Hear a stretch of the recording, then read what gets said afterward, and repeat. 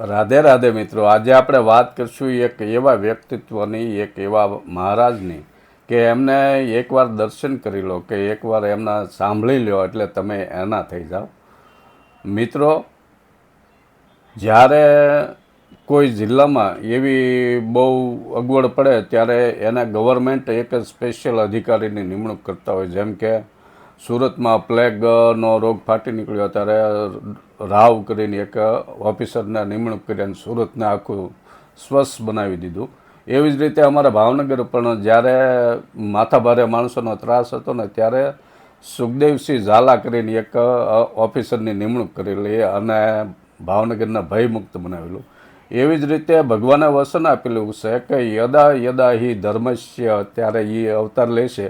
પણ તે પહેલાં જ્યારે સમાજમાં એવું થવા મળે છે, લોકોનો સંતત્વ ઉપરથી વિશ્વાસ ડગમગું થઈ જાય, ધર્મશાસ્ત્રો ઉપરથી વિશ્વાસ જ્યારે ડગી જાય છે, ત્યારે ભગવાન એમના એક પાર્ષદની એવી આભા પ્રગટાવે છે, પ્રકાશ પુંજ રેલાવે છે કે આખો સમાજ એમની નીચે આવી જાય છે, એની આભાના નીચે.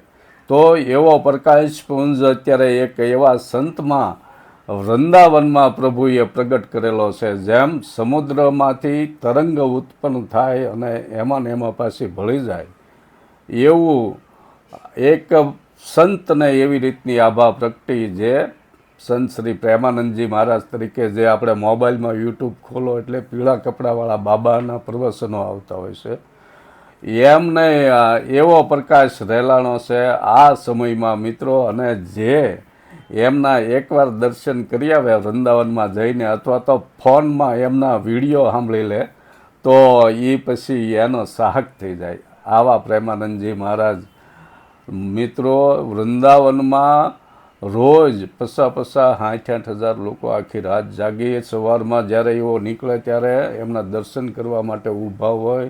શનિ રવિમાં તો લાખ માણસો હોય મિત્રો, અને એ રાધા રાધા નામનો જયઘોષ કરતા હોય. એવી એક પ્રેરણાદાયક એ વાત કરે કે જેમ સુખદેવજી મહારાજ પરીક્ષિત રાજાના પ્રશ્નો ઉપર કેમ શાસ્ત્રોક્ત જવાબ આપતા હોય, એમ એકાંતિક વાર્તાલાપમાં કોઈના પણ પ્રશ્ન હોય એના એવી રીતના શાસ્ત્રોક્ત રીતે લોજિકથી જવાબ આપે.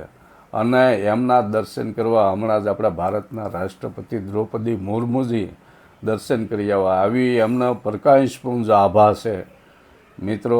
આ એક ભગવાન આવી રીતનું પ્રગટ કરાવે છે, તેજપુંજ. તો રાધે રાધે.